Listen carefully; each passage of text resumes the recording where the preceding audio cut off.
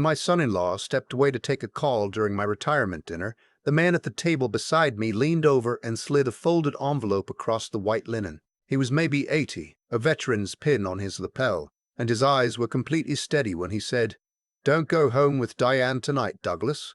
Read page 5 first." Then he turned back to his soup like nothing had happened. I sat there with the envelope pressed flat under my palm, my heart doing something strange and irregular. Diane had been gone maybe 40 seconds. The banquet hall at the Legion branch in Burlington was warm and full. Old colleagues from the OPP, their wives, a few city councillors who'd come to shake hands and have their photos taken, with a retiring detective superintendent. I'd spent 31 years with the Ontario Provincial Police, and this was my send-off. I should have been relaxed. I wasn't. The envelope had my full name typed on the outside. Douglas Allen Mercier. Not Doug. Not Mr. Mercier. My full legal name. The one on my pension documents and my will. I'd put it inside my jacket and kept my face neutral. 31 years of keeping my face neutral. Diane came back to the table still typing something on her phone, then slipped it into her clutch and touched my shoulder. "Sorry, sweetheart. That was the caterer for Saturday. Something about the flowers." She smiled, that open, warm smile I'd been grateful for every day since we met. "You okay? You look a little pale." "Long week," I said. "Everything catches up." She patted my hand. "Speech in 15 minutes. Then I go touch up and I'll be right back." I watched her cross the room. 2 years and 4 months. That's how long I'd known Diane. I met her at a grief support group in Oakville. Not for myself. I'd gone with a widowed colleague who didn't want to walk in alone. My wife Ruth had died of a stroke 19 months before that. 28 years of marriage, then nothing. Then a Tuesday night in a church basement, and this woman with kind eyes who talked about rebuilding your life without erasing the one before it. We were careful, slow. Also, I thought. The men's washroom was empty. I locked the stall and opened the envelope.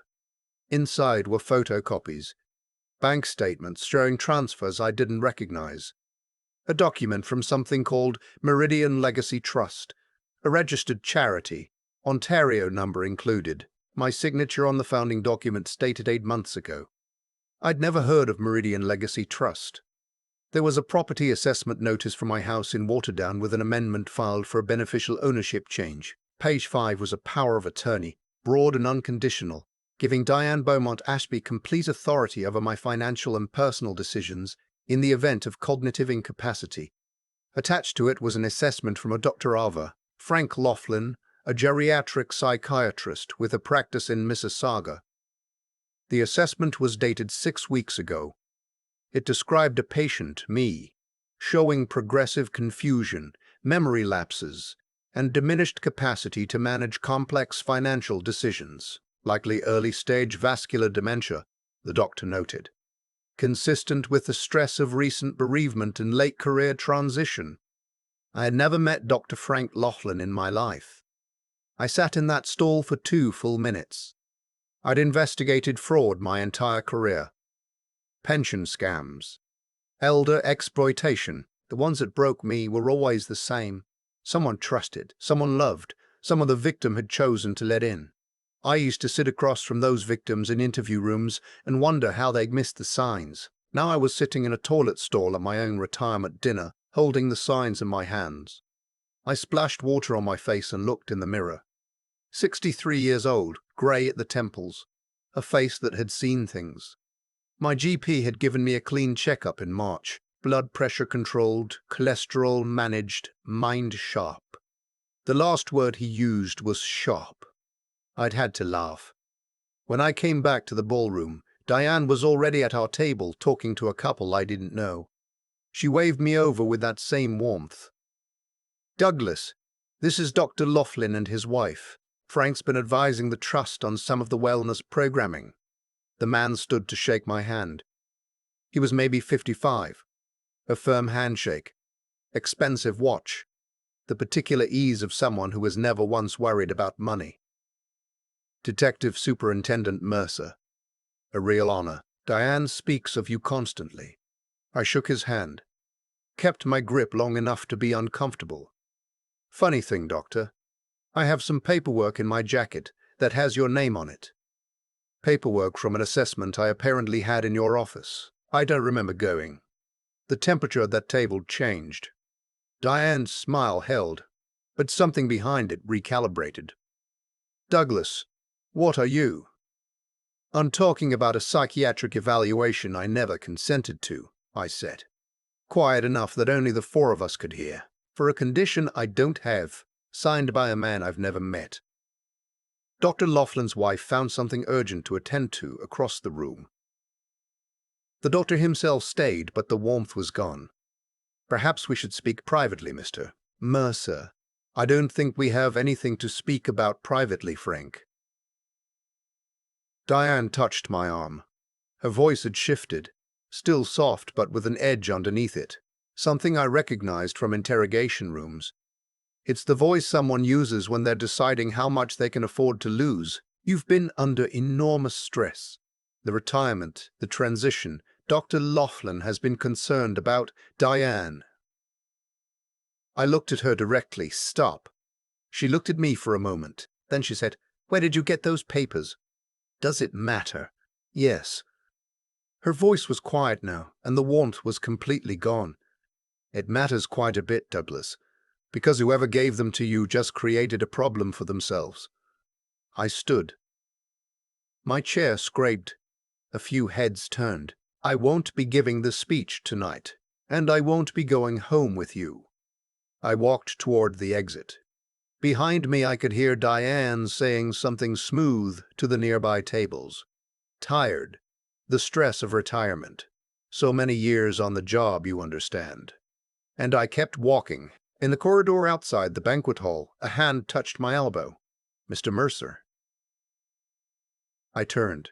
It was the old man from dinner, the one with the veteran's pin. Up close he was older than I'd thought, maybe 83 or 4, with the kind of posture that doesn't leave a man even when everything else does. His name tag said Albert Fournier, Royal Canadian Regiment, retired. "Mr. Fournier." I kept my voice steady. "You want to tell me what's going on?" "I want to tell you a great deal," he said. "But not here. There's a diner on Brant Street, about 3 blocks east. It's called Rosie's. Can you give me 20 minutes? Why Rosie's? Can you give me 20 minutes? Why Rosie's? Because your wife has a man watching the parking lot. He's been there since 7. I looked at him. He didn't look like someone who said things like that lightly. "How do you know about the documents?" "Because I have my own set," he said. "Different name. Same signature at the bottom." He glanced past me toward the banquet hall doors. "We're running short on time, Mr. Mercer. Come through the service corridor and out the kitchen. Don't take your own car." He was already moving. I stood there for 3 seconds, which is a long time when you're standing in a hotel corridor deciding whether to trust a stranger over a woman you sleep beside. Then I thought about the document in my jacket with my signature on it, from a doctor I'd never seen, and I followed him. I walked to Rosie's through a February drizzle, collar up, the USB drive I carry out of habit, sitting useless in my coat pocket. The diner was exactly what the name suggested. Red vinyl booths, a counter with revolving stools, the smell of coffee that had been on the burner since noon. Albert was already in the back booth, 2 mugs waiting. "You came," he said. "Some men don't." "I spent 31 years in law enforcement," I said, sliding in across from him. "I know what forged documents look like. I also know what a frightened man looks like. I also know what a frightened man looks like. And you don't look frightened. So talk." He talked. Diane Beaumont Ashby, previously Diane Beaumont, previously Diane Corrigan. He had records going back 9 years, 4 provinces. The pattern was consistent. She identified widowed men with professional backgrounds, the kind who had savings, property, pensions, and just enough pride not to ask for help. She came in through grief networks, community boards, church groups. She was patient. She listened. She was, by all accounts, extraordinary at it. Within a year, she'd be managing their calendar. Within 18 months, she'd be on the accounts. Then came the trust. Then the doctor. Then the facility. What facility? Serenity Path Care, Albert said. He put a photograph on the table. It was a brochure. Glossy, a big house somewhere in the Niagara region, tasteful landscaping. Registered as a private residential care home. Beaumont is listed as a silent investor. Dr. Laughlin is the certifying physician. Once the power of attorney is registered with the province and Laughlin's assessment is filed, she petitions to have the patient placed in care for their own safety. They drug them. They manage them, he said carefully. Heavily medicated, completely isolated. Family gets told there's a no-contact order for the patient's emotional stability. The legal system sees a registered POA, a licensed psychiatrist's evaluation, and a woman who looks like she's sacrificing her life for a confused old man. By the time anyone gets suspicious, the accounts are drained. How many? Albert's jaw moved. 8 that we've confirmed. My brother Gilles was number 4. He said it plainly, the way men say things they've had to say too many times. Gilles had been 71, a retired civil engineer from Sudbury, widowed 2 years when Diane found him at a CNIB fundraiser. He'd been moved to Serenity Path 14 months later. His son had tried to visit and been turned away 3 times before finding a lawyer. By the time a court order got him in, Gilles was on a combination of medications that left him quiet and cooperative and unable to tell anyone what had happened to his RRSP. He died 4 months after the court order. His death certificate said cardiac arrest. Albert had spent 3 years putting the file together. Why not the RCMP, I asked. OPP financial crimes? I went to OPP first, he said. They took the complaint, opened a file, and told me it was complicated. The documents were all legitimate on their face. Beaumont had a clean record, impeccable references. Laughlin is licensed and in good standing. The men themselves couldn't testify because they'd been declared incapacitated. And I'm an 83-year-old man who lost a brother, so I have obvious bias. He looked at me steadily. What I needed was someone credible, someone on the inside, someone she didn't know I'd reached. You needed a cop. I needed a retired detective superintendent with his name on her documents who hasn't been declared incompetent yet. I turned my mug in my hands. The coffee was terrible and hot, which was what I needed. I thought about Ruth. About the years I'd been alone after she died. The particular weight of a house that used to hold 2 people. I thought about how Diane had known exactly what to say and exactly when to say it. How she'd listened to me talk about Ruth for hours without once looking bored or impatient. How she'd suggested, gently, that I didn't need to keep all those financial accounts in different places, so complicated. Wouldn't it be easier if everything was consolidated? I'd thought it was love. I'd thought it was someone trying to simplify my life. What do you need? I said. Albert pulled out a burner phone, one of the cheap prepaid ones from a shopper's drug mart. His number was already in it. Beaumont keeps the ledger on her laptop. She's careless about it because she doesn't believe her targets are capable of finding it. The file is named BL Archive, password protected, but the password is the same one she used for the trust documentation. I have it from someone who's been helping me. He paused. She'll go into damage control tonight. She'll tell you that you had an episode at the dinner, that she's been worried, that Dr. Laughlin has been seeing you for months. She's very skilled at making people doubt what they know. I've interviewed 700 suspects, I said. I know what gaslighting looks like. I know you do. That's why I chose you. He told me the rest. His source was a woman named Irene, not on this list, a notary in Hamilton, who'd been processing documents for Diane for 2 years before recognizing the pattern. Irene's husband had served alongside Albert's son in Kandahar. When she started keeping copies and reached out, Albert had been working the case alone for 18 months. The connection gave him the one thing he'd been missing: advance notice. He'd known about my retirement dinner for 3 weeks. He'd known about the power of attorney filing schedule for Monday morning. If she files Monday, it becomes much harder, he said. The province accepts the POA, Laughlin's assessment goes on record, and you'd be fighting an uphill legal battle for months while she moves the assets. I thought about the 8 men. About Jules Fournier, medicated into a quiet compliance in a facility in Niagara. About whoever was next after me. "I'll get the ledger," I said. The drive home was 15 minutes of the most focused thinking I'd done since I left the job. I parked on the street, not the driveway. Walked to the front door, key out, everything ordinary. The lights were on, Diane's car was in the drive. The second car I didn't recognize was parked at the curb, dark, engine recently warm. She met me at the door. Her eyes were red. She'd been doing the crying. She was very good at the crying, just very good at the crying. "Douglas, thank God. I was about to call your son."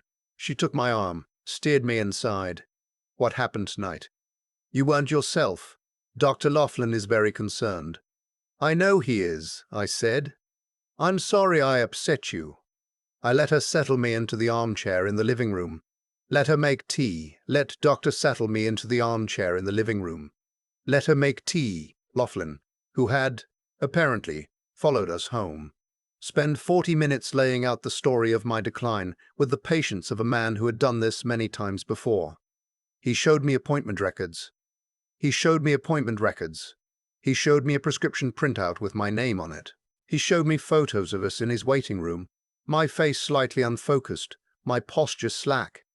I didn't know how they'd manufactured the photos. I suspected they'd been taken somewhere else and my face replaced, or taken from a distance in a public place where I happened to look tired. I said I was confused. I said it was overwhelming. I thanked him for his patience. Dr. Laughlin wanted me to consider a short, voluntary stay at Serenity Path. Just for assessment, he said. Just to stabilize. I told him I'd think about it. He looked at Diane. She patted my hand. They left me to rest at 11. I lay on the bed with my eyes open for 2 hours, listening to the house settle. At 1 in the morning, I heard Diane's door close. At 2, I heard nothing.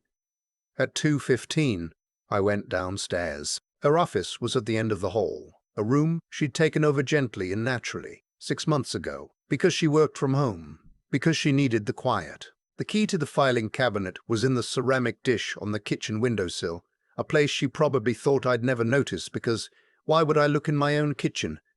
I'd noticed in week 3. The laptop was sleeping. I woke it. The BL archive file was in a folder labeled Charitable Admin, exactly where Albert said it would be.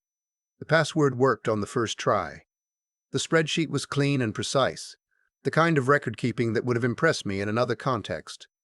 Column headers, name, province, asset value, POA, transfer complete, notes, 8 rows, Gilles Fournier, a man named Boyd in Victoria, a retired judge from Halifax, a dentist from Ottawa, 5 more, all over 65, all widowed, all with the same notes column, facility placement complete or assets liquidated, ongoing, at the bottom, my row. Douglas Mercer, Ontario, 1.4 M estimated, POA Monday, note said, resistant, accelerate timeline. I copied the file to the USB drive I'd brought from upstairs. Then I went through the physical filing cabinet. Inside, behind a hanging folder labeled insurance, I found paper records, original signed documents, deposit confirmations, wire transfer receipts showing money moved from Canadian accounts to a numbered company registered in Alberta. I photographed every page with my phone. I was replacing the files when I heard the door. Diane stood in the doorway in her robe, her hair down, completely still. She looked at the laptop screen, then at the USB drive in my hand. She didn't scream. She didn't cry. She just said, "Oh, Douglas." "I know," I said. "I found the file." "How long have you known?" "Long enough." She moved into the room slowly, the way she moved when she was thinking. I'd always found that quality attractive, how deliberate she was. Now it made my skin go cold. "You're going to tell me this is over, that you're taking that to the police." "I'm going to take it to the RCMP," I said. financial crimes, and to OPP, and I have testimony from a notary in Hamilton who has been copying your documents for 3 years. Something shifted in her face, very briefly, and then it was gone. Douglas, think about what you have. A USB drive you took from your wife's computer in the middle of the night. A psychiatric assessment that says you're not of sound mind. An elderly man with a grudge who fed you a story. What do you think that looks like? I think it looks like evidence, I said. You're 63 and you just retired, and your wife has power of attorney and a licensed doctor who will testify that you are not competent to make these decisions. She sat down in the office chair, quite calm. I actually did care for you, you know, more than the others. You're a genuinely decent man. I didn't enjoy that it had to be this way. Gilles Fournier, I said. Boyd, whoever he was. A retired judge. A dentist. 8 people, Diane. 8 people who were going to die alone in houses full of money they couldn't take with them. Her voice was still patient, as if she was explaining something obvious to someone slow. I gave them comfort. I gave them real companionship. Serenity Path is an excellent facility, better than anything they would have ended up in through the public system. What happened to Gilles was you killed him. Her eyes went flat. Gilles had a heart condition before I ever met him. That's what you'll tell the court, I said. You can tell it to the RCMP too. She reached for her phone. I've been expecting it. I moved to the window and looked out. The car that had been at the curb was still there. 2 men. I'd run the plate earlier in the evening from habit. Registered to a numbered company in Mississauga. They'll take you to Serenity Path tonight, Diane said. By morning, you'll be admitted voluntarily. Your signature, witnessed, everything correct. The USB drive will be evidence of your paranoid state. I'll be devastated, naturally. Albert Fournier knows I'm here, I said. So does Irene. The name landed differently than I expected. Diane went very still. Where did you hear that name? She's been copying your documents for 3 years, I said. She has originals. She has dates and amounts going back to 2016, and she's already spoken to an RCMP inspector in Hamilton who used to work under me. Diane looked at me for a long moment. Then she said into her phone, "We have a problem. Bring them in." She paused. Now, both of them. She hung up and looked at me with something that might, in another context, have been regret. I'm sorry it came to this. I know you are, I said. I'm going to need you to step back from the desk. I had one advantage she hadn't counted on. 31 years of understanding exactly how much time you have between a phone call and a response. The men at the curb were maybe 90 seconds away from the front door. Albert had told me, if things go wrong, go out the back. The door from the kitchen to the deck, across the yard, through the gap in the cedar hedge, and the neighbor's gate was unlocked. I'd checked it at 6 that evening, before we'd left for the dinner. I moved fast. Diane shouted something. I heard the front door open as I hit the back door. The yard was dark and cold, and I crossed it in 12 seconds, through the hedge, through the gate, into the alley behind Parkside Drive. My left knee, which had been giving me trouble since an incident in 2019 that I do not speak about, made itself loudly known. I kept moving. The car was where I'd left it, 2 streets over. I was inside with the engine running before anyone came around the corner. The burner phone rang before I reached the end of the block. I heard the alarm go off, Albert said. She called them in. I'm out. I have the ledger and paper documents both. Good. There's an address I'm sending you.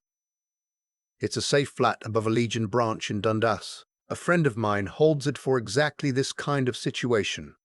A pause. Douglas, did you get out clean? My knee was throbbing and I could feel my pulse in my temples, but I was driving and the USB drive was in my pocket. Clean enough, I said. Then we got her. The RCMP inspector in Hamilton has been waiting for this file. They couldn't move on civil documents and a grieving brother, but with the ledger, with your testimony, with Irene's copies, they can get warrants tonight.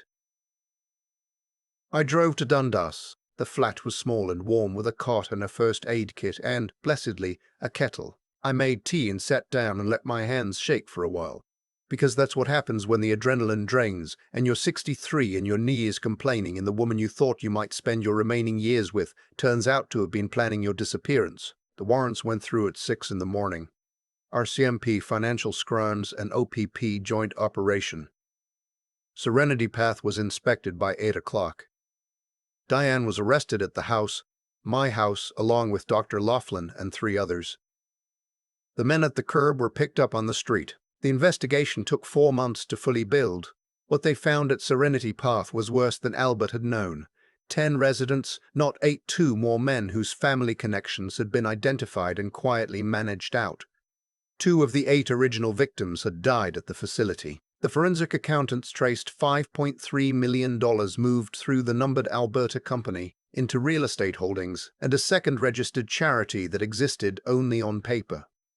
Irene testified first. Her records were meticulous. She'd photographed documents during notarization for 2.5 years, maintained a log with dates and document reference numbers. The Crown called it the most thorough civilian evidence file they had seen in a fraud case of this type.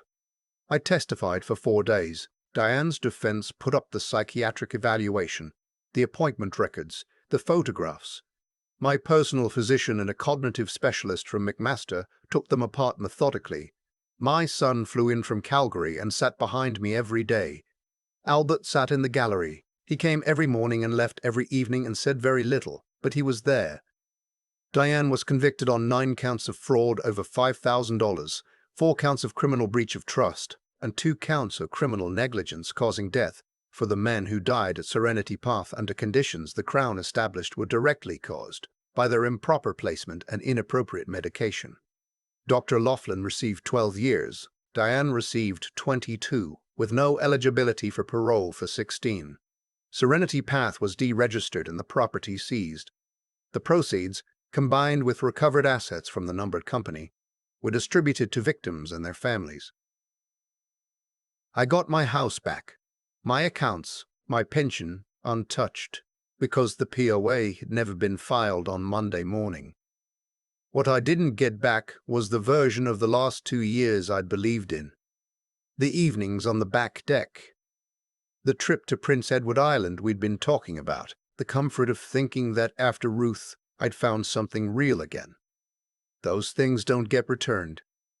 You just carry the shape of them and learn to set them down when they get too heavy. Albert and I have coffee every Thursday now, at Rosie's on Brant Street, in the back booth where we first sat. We've started something informal. A resource sheet, distributed through Legion branches and grief groups across southern Ontario, listing warning signs of financial exploitation targeting older adults. Pressure to consolidate accounts. Quick intimacy. Professionals introduced through the new partner. Documents signed at moments of distraction. A lock on an office door you don't remember agreeing to. The sheet has my name and number at the bottom. I get calls. I got one last week from a man in Barrie, 71, a retired firefighter. His new girlfriend had suggested he meet her financial planner. The planner had recommended a trust structure. There was a doctor he'd been encouraged to see about memory concerns he didn't know he had. I told him to get copies of everything. I told him to call me back the next day. I told him he wasn't crazy, he wasn't paranoid, and he wasn't alone. He called back. He's okay. At Gilles Fournier's grave last October, standing in the early frost at a cemetery in Sudbury. And Sudbury, Albert placed his hand on the headstone and stood there quietly, but stood beside him, my knee aching, the kind of cold that gets into all joints and stays. He would have liked this, Albert said. Someone fighting back. I just did what I was trained to do. No, he said. You did what you chose to do. That's different. I thought about Diane, about how well she'd known what a grieving man needed to hear, and how precisely she'd said it. About how close I'd come to waking up in Serenity Path with my name on a voluntary admission form I didn't remember signing. I'm sorry we couldn't get to him in time, I said. Albert shook his head. You got to 10 others. You made sure she'll never get to anyone again. That's Jill's legacy now. Not how she used him, but what came after. We stood there until the cold got serious. Two old men in a cemetery in northern Ontario, paying their respects to a third. The drive back to Burlington was quiet, the highway flat and long. My phone had a message from my son, asking if I was coming to Calgary for Christmas. I texted back that I was. Serenity Path is a community garden now, on land donated to the city of Niagara Falls. There's a small plaque by the gate. It lists the names of the men who were held there. Gilles Fournier is first. I pass the resource sheet on to everyone who calls, and I tell them Gilles' story, and Albert's and mine. I tell them what it looked like from the inside, how warm it felt, how natural, how certain I was. I tell them that's by design, that the people who do this are counting on exactly that certainty. And then I tell them the most important thing. If something has started to feel wrong, it probably is. Document it. Tell someone. Don't let shame keep you quiet, because shame is the lock they're counting on.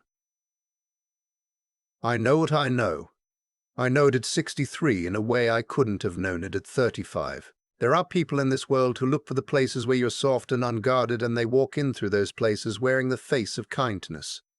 The only answer I've ever found is to stay sharp.